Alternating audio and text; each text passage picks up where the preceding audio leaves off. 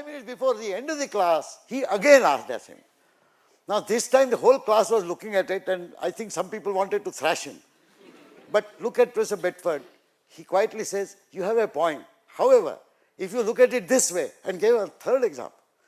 When I was walking back with him, I said, Bedford, how can you be so patient with him when he is asking such an idiotic question? You know what he told me? He says, Father, you and I know that it was an idiotic question, but he does not. Because if he did, he is not an idiot to ask it. He had a genuine problem.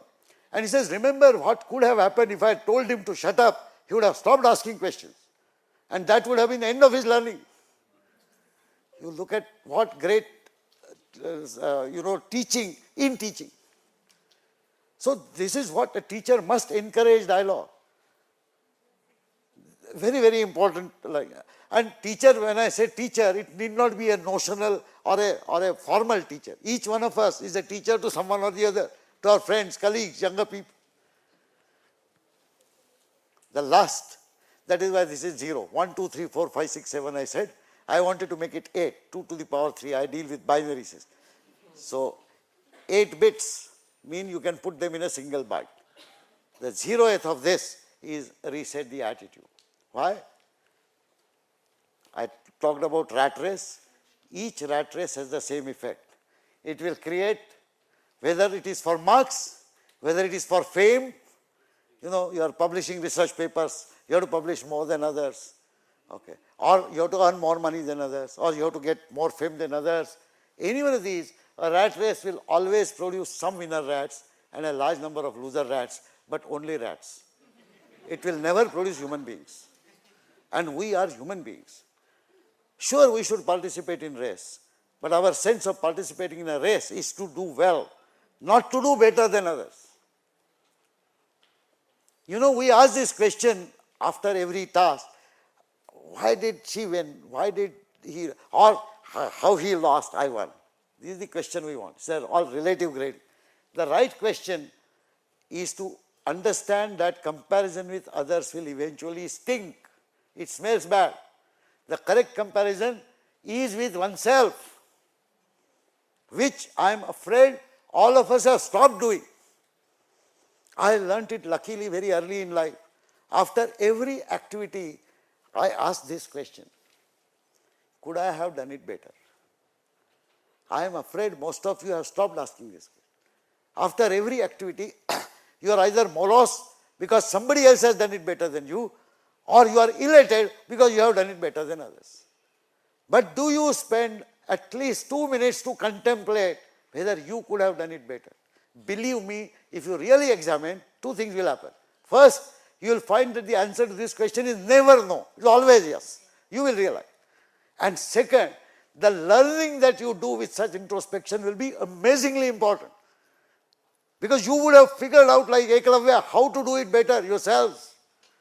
Please, my appeal to you, humble appeal to you, learn to ask this question after every. Forget the relative. It doesn't matter actually in life. Your happiness cannot depend upon the rest of the world. It has to be within. And that will come, that if you solve this challenge and if you say, after everything I'll check, could I have done it better? I give this example of the correct attitude from a problem which is a hard logical problem. Learning a foreign language. You know how difficult it is? People do a preliminary course in German, then advanced course. Some people go to Max Muller Bhavan too. And after 3 years, they can speak a little tuta-futa German, and we say very intelligent person. So learning foreign language is a difficult task.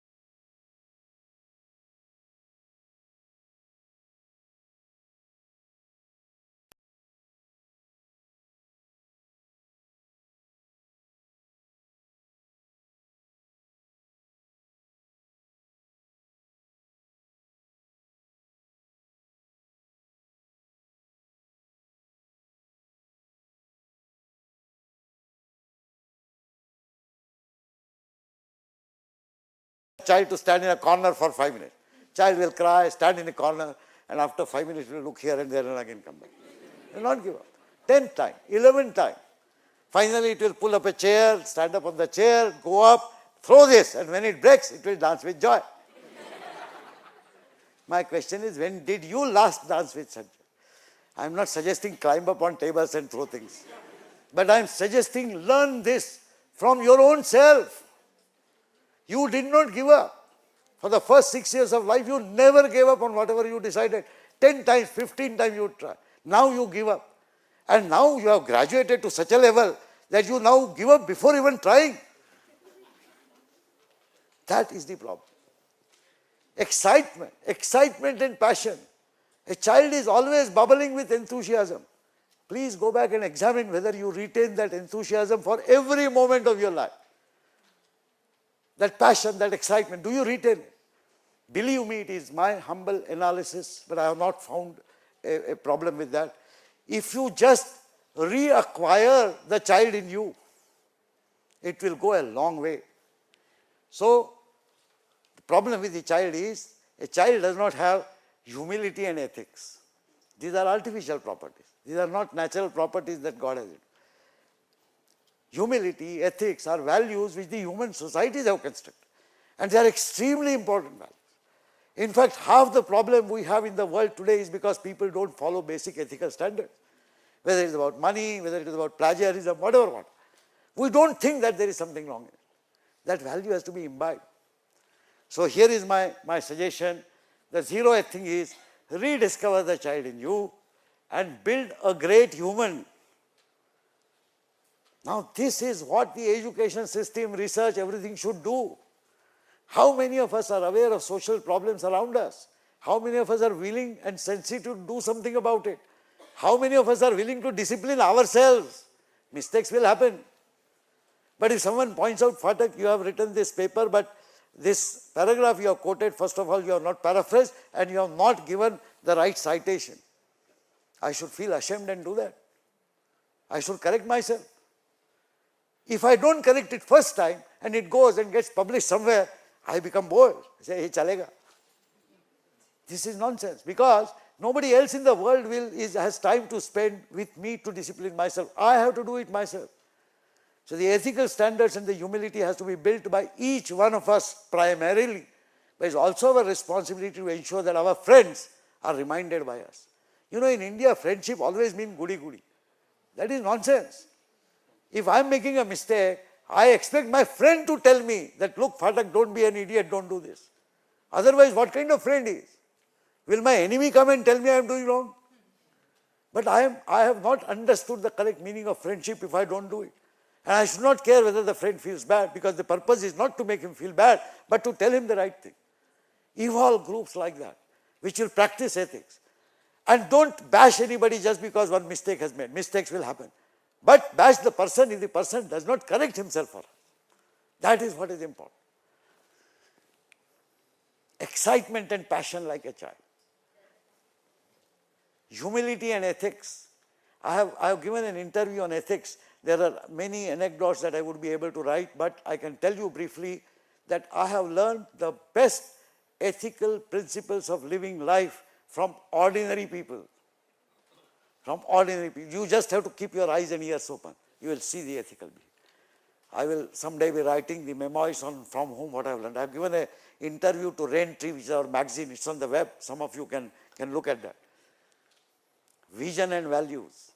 You cannot live like a cocoon. You have to think big. You have to think about long term, not about yourself, about your society. Remember, unless the society flourishes, you cannot flourish in isolation. So, friends, in the end I will say, you have to make life as beautiful as dewdrops. For me, you know all dewdrops, right? Here is a picture a friend of mine gave me. You can see these dewdrops here and they look very nice. For me, D for dew stands for dreaming big, because your dreams limit your achievements. For me, E stands for enjoying life. You know why you must enjoy life? Every moment is precious and it will never come back again. Money you lose, you can earn. Time you lose is gone. So don't spend moments in sulking, fighting, arguing. Spend moments in enjoying. And work hard. Work hard to create history. You cannot create history without. I will conclude by saying that dreaming big, enjoying life and working hard is an IIT style assignment. Any two of three is not an option. You have to do all the three.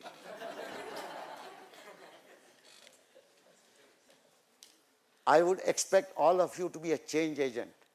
You, please understand, you represent a very, very select small percentage in the whole country which has been fortunate enough to be exposed to this knowledge environment. You not only have to gain more knowledge and become knowledgeable, you have to make this environment better. You would be the change agents, as I said, for the entire fraternity of young people. So do that and build such a nation for all of us. Thank you very much. God bless you.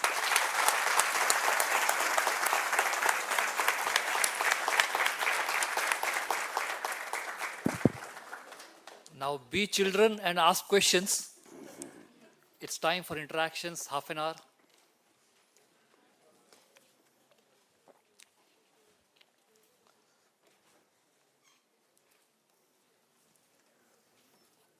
Well, anything. Yeah, it's a broad topic, so you can ask any question under the sun. It's not. But please don't ask me more about peristaltic pumps, because I learned these things only in the last 10 days while preparing for this talk.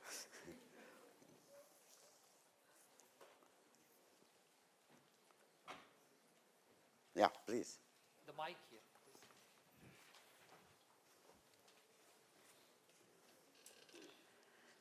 So to start with, it was a very enlightening lecture, or a speech.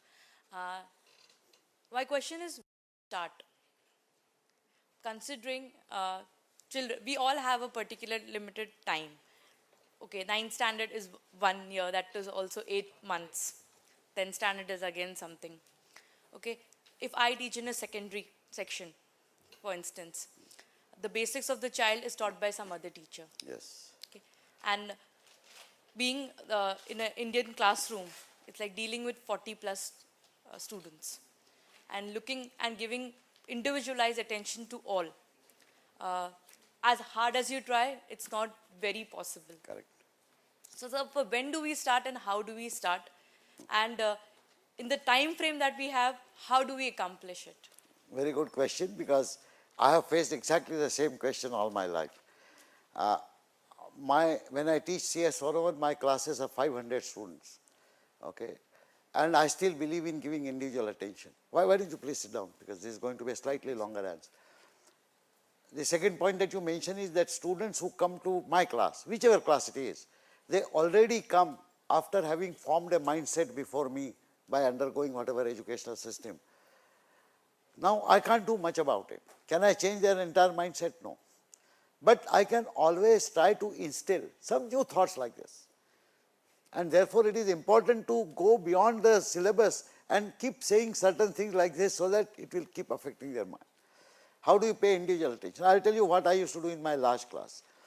In any class, you generally try to teach to the average of the class, but it's important to pay individual attention, which is not possible when you have 60 or so. So I divide them into 3 groups. One group, which is a laggard group.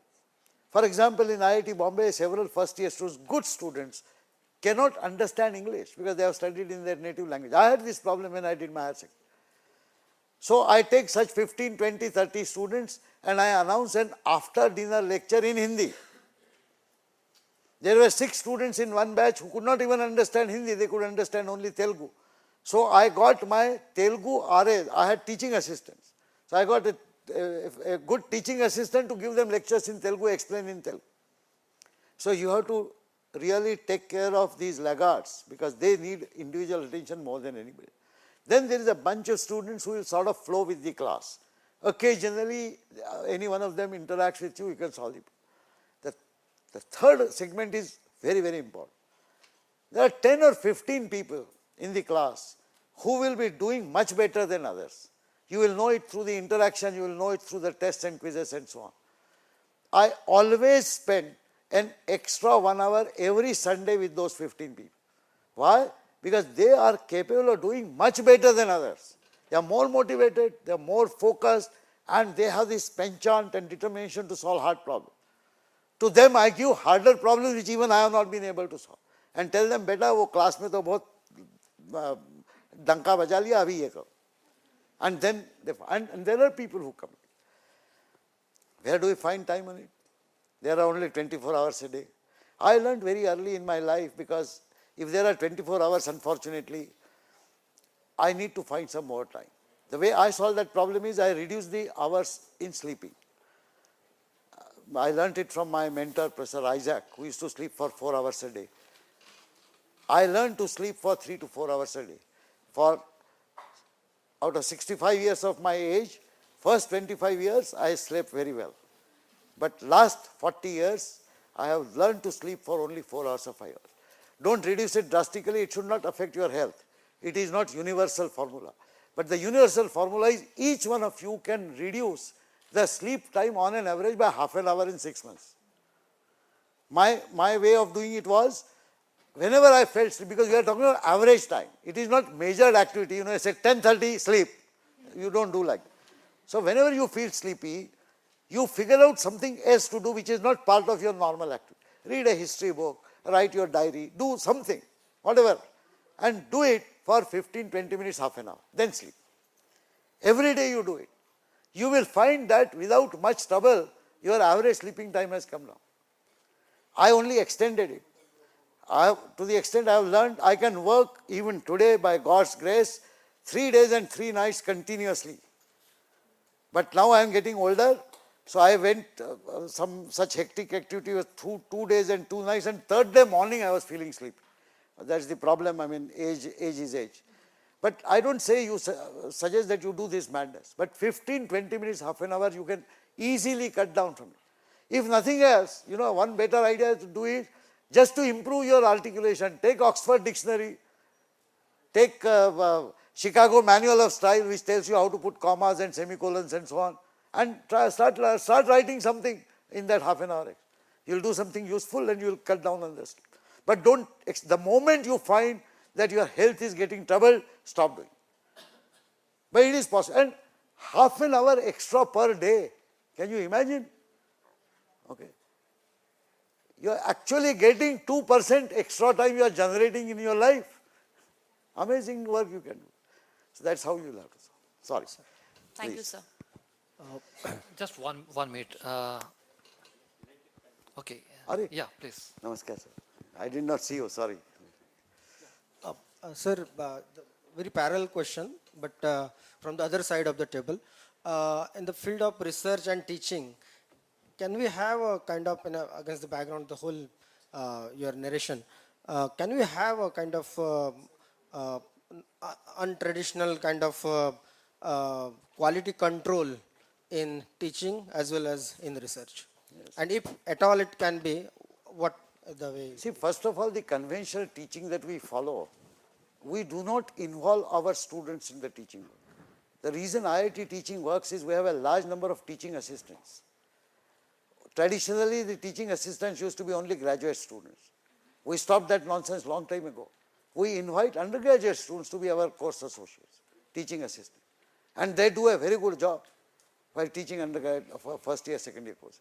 Given the larger numbers, the only way personal attention can be paid is by involving senior students to participate in this work.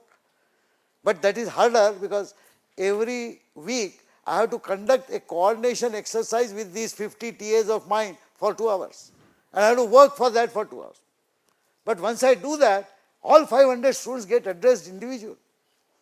So I would suggest that involve them. Quality is something which is entirely up to you. See, unfortunately, students have come to recognize degree and marks as the only thing. And that is why you will find in many affiliated colleges, students don't attend classes, they go to coaching classes. Okay. The moment the society starts saying that we do not want a degree or marks, we will evaluate ourselves and appoint you. Believe me, this arrogance of the university system will be bashed too. Today we exist because the society gives a certain value to these degrees. You look at Coursera, you look at 1 lakh students doing a machine learning course, the life is changing. The best of the material, best of the lectures are available on internet. But if access to knowledge was translated automatically into knowledge, librarians would have been the most knowledgeable people in the world. There is no evidence of that. So that is why you require focused interaction between individuals. And quality, I mean, I have seen in my tour of India, I have saw teachers, 1 or 2 at every place. I visited 67 small colleges who did something special. There's one teacher I told you about Sunday, this fellow, the electronics teacher, he sheepishly told me he asks students to come every Sunday for 3 hours in a lab. And they take some complex problem, analyze it, design 3 alternative circuits, build those circuits at the end of the semester. And I said, wonderful. Do all students come? He said, nahi sir, 15-20 log aate hain in a class of 60. But those 15-20 are going to make a great difference to themselves and others. And he does not care for the university system of marks. He is improving the quality of education. What prevents me as a teacher, what prevents these 50 students as students to come together and say, we don't care about the universities. We just want permission from the Vice Chancellor that lab be kept open in the night or on Sunday. We'll take care of things. Believe me, there will be people. And if you start doing something like that, it will create a positive cycle. When we started it in computer science, electrical engineering department started doing it, metallurgical engineering department started doing it. So this is how you have to spread. Yes. Yes, sir, you referred to the band gap between universities and IITs in India. I actually felt that question very deeply from my heart since I've joined here for my MSc. It's a huge band gap. I just want to ask you that whether it's because we the students are very selfish in nature or we need to change our mindset, because IIT students feel that they are good on their part. Being in campus, we feel that आम्ही कालिनाचे विद्यार्थी आहोत, आम्ही आमच्या जागी योग्य आहोत. But we need to create that band gap for the upliftment of the nation. Absolutely. In fact, that's what I've been saying. My only message to all people in the world is believe in yourself. Believe in yourself.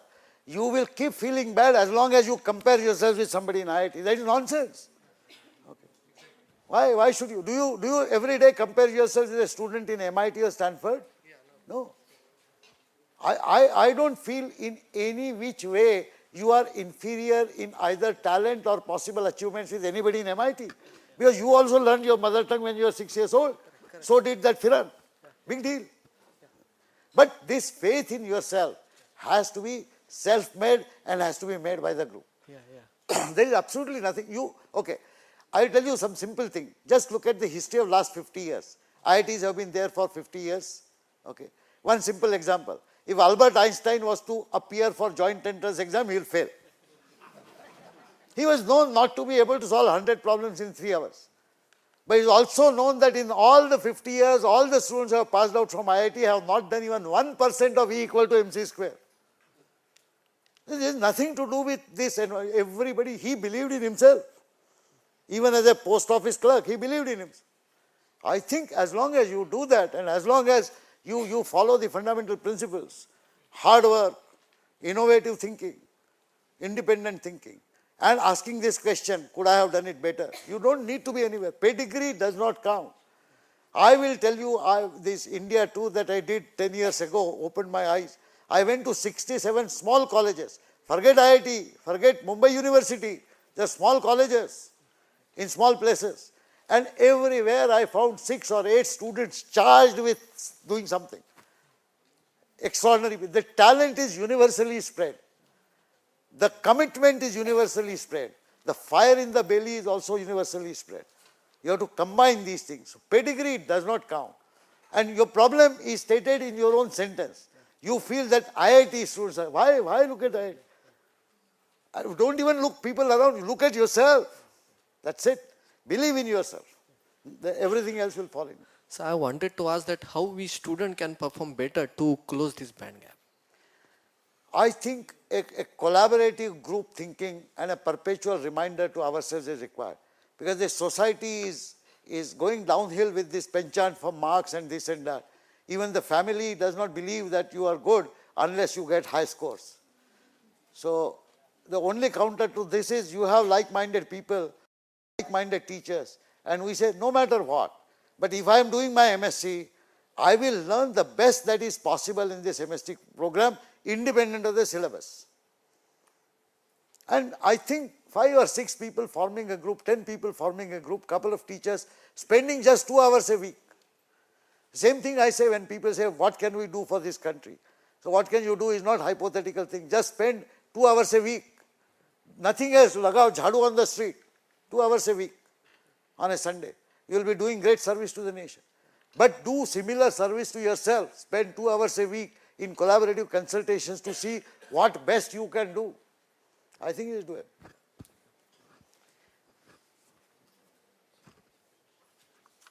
Questions? Yes.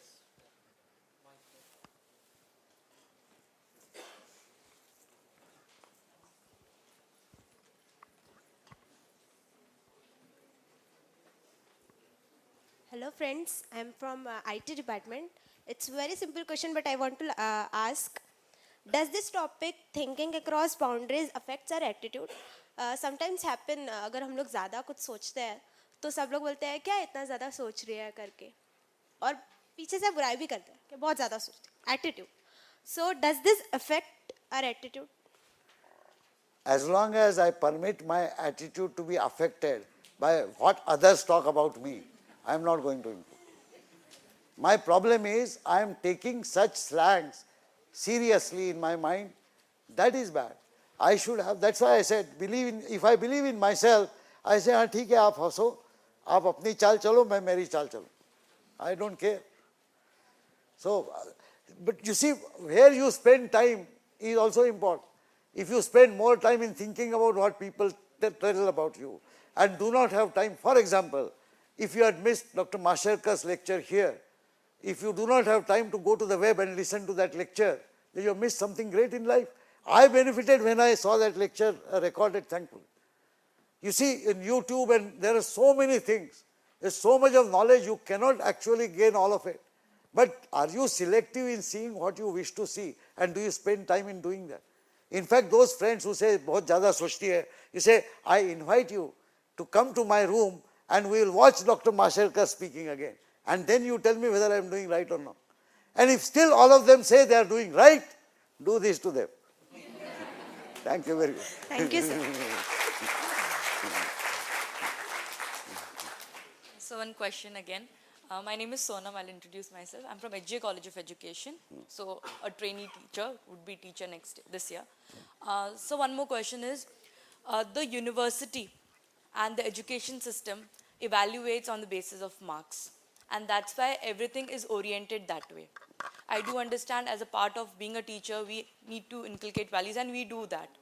As long as the university wants the children to get marks, have these entrances, even though I think highly about how I should be teaching my kids, and also like many learned people like you would be of the same view that overall learning should take place of a child so that he becomes a better citizen because that's his main role. But then as long as these stringent things are there, like even now they have started like till 8th, no exams. And as you said, I'll quote what example you gave, that you make things simple, they become enjoyable and fun, but you don't learn nothing out of it. Yes. And you are just giving them a chance to take it for granted. The trick is to make hard things enjoyable. Yeah. Anyway, I understood your question. My own thinking about the university system is rather drastic and not very popular. Since I come from an environment where teachers are completely autonomous. See, one problem with the university system, particularly in the affiliated college system, is I teach a course. He sets the question paper and you examine the papers. Yes. Student understands from day one that this Lallu has nothing in his power. And that questions will come as per standard pattern. So that student is not willing to spend any time in thinking. In IIT, does it happen? No. What I teach is the syllabus. What I set is the question paper. And what grade I give is the grade. There is no challenge. That is the autonomy. People are afraid this autonomy will be misused and all. I believe that is big nonsense. We do evaluate students in internal tests, isn't it? Are we parochial about it? Do not 99% of the teachers do it properly? They give marks. Why do you expect that the final exam marks they will not give properly? This is nonsense. The first thing that you do, you see the British and the American people are very smart. When the British were ruling